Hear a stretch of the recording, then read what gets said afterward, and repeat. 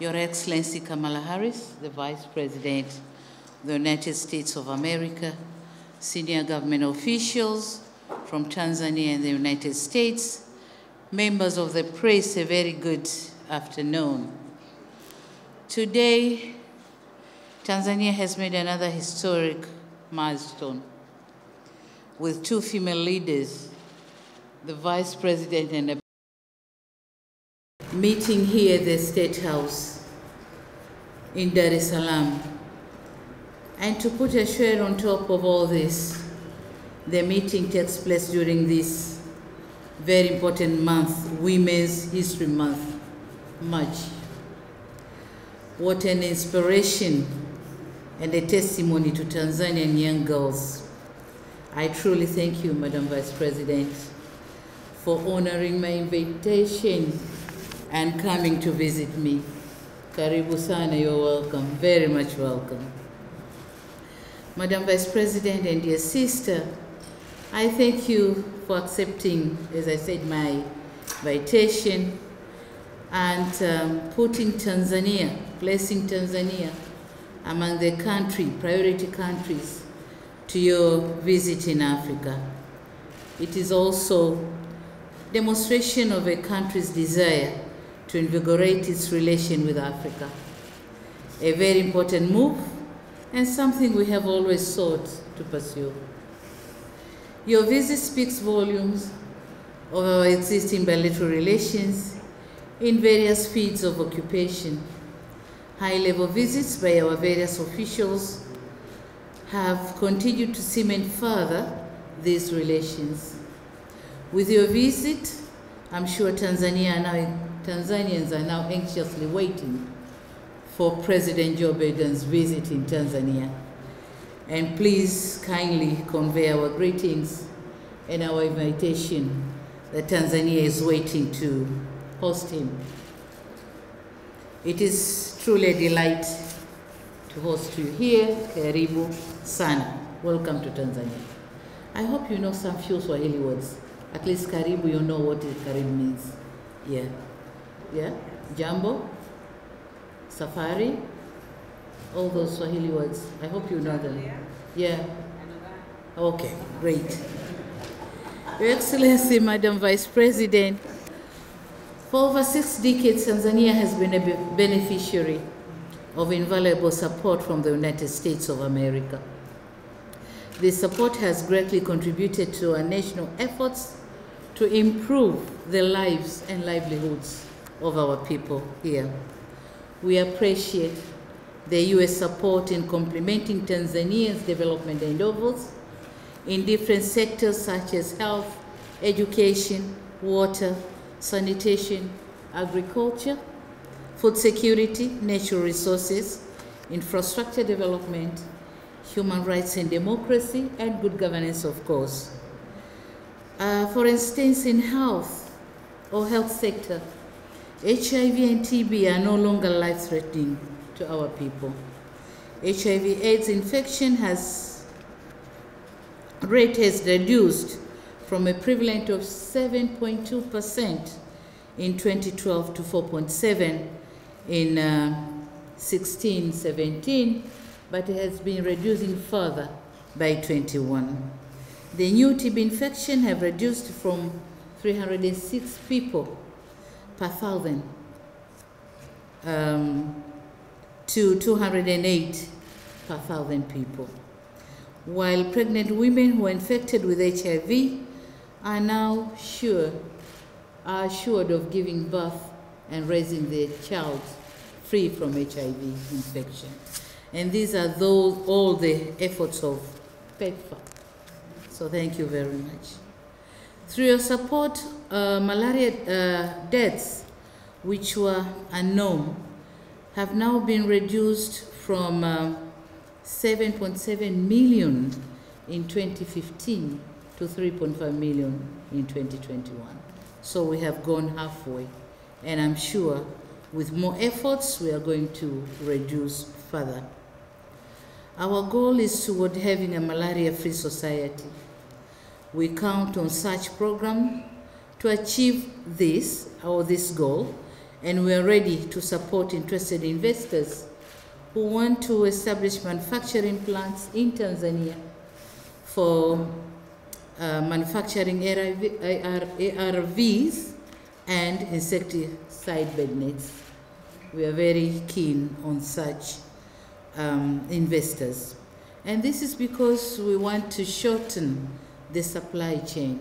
If they're produced in Tanzania, then the supply could be very easy.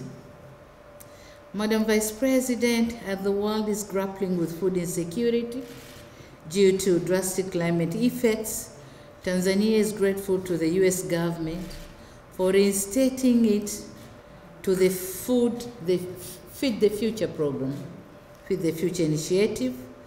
This move have come at an opportune moment given our national agenda of boosting agriculture-led economic growth by transforming the sector.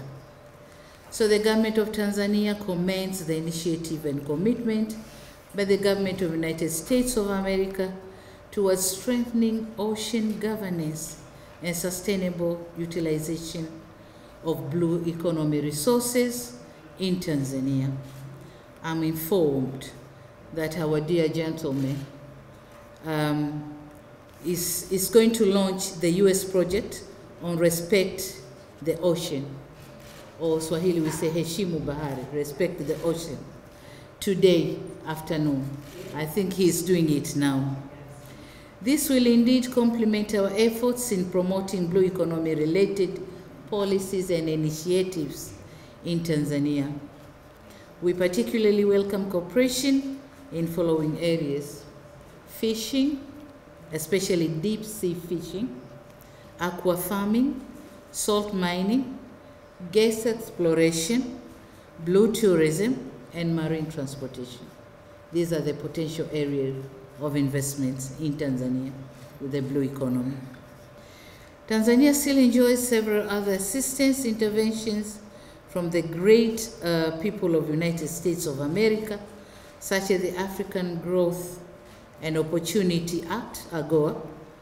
We request for an early renewal of AGOA because it is only through business. The business and trade is growing only through AGOA. And so we are requesting an extension of at least, we are aware that this program is going to terminate in 2025, but the African countries, Tanzania one of them, we are requesting for an extension of at least 10 years, so that the investors who are now investing in Tanzania, taking advantage of that market, have to be sure of the availability of the market. So if we go up to 2030, that will be great for us. Thank you so much. Madam Vice President, acceptable democratic space has been a major concern of my government. We have endeavored to build a democratic state that upholds transparency and respect of the rule of law. And in this connection, I'm grateful to the President Joe Biden for inviting me to participate in the Summit for Democracy in 2023, which I did virtually. This invitation sends a clear message that the fathers of democracy recognize our efforts in building a democratic nation.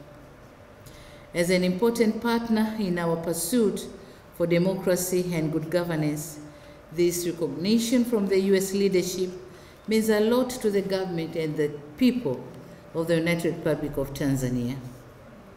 Madam Vice President and members of the press, it is our firm belief that this visit will not only offer an opportunity for our country to strengthen the existing relation, but also will provide a platform to explore new areas of cooperation. And I understand we have signed some of the memorandum of understanding. Have we signed already? Yes, some of the memorandum of understanding, and these include port cooperation, We have signed on commercial dialogue and information communication technology. We have also signed on information communication technology, commercial dialogue, and port cooperation, 3 of them, of which each one is having a lot in it. I think the technical teams are going to work on them, and we'll see how we start working on them after identification of the issues in the MOU. My most important request now is to ensure full implementation of those agreements. Madam Vice President, I take the liberty of assuring Tanzanian, the commitment of the government of Tanzania in honoring those agreements. So I take the liberty of assuring on behalf of fellow Tanzanians. And last but not least, is the issue of visas to facilitate the movement of people, goods, and services between our 2 countries. And in this respect, Tanzania welcomes the readiness of the government of the United States of America to review the existing visa status to enable the citizens of our 2 nations to benefit for a long duration visa.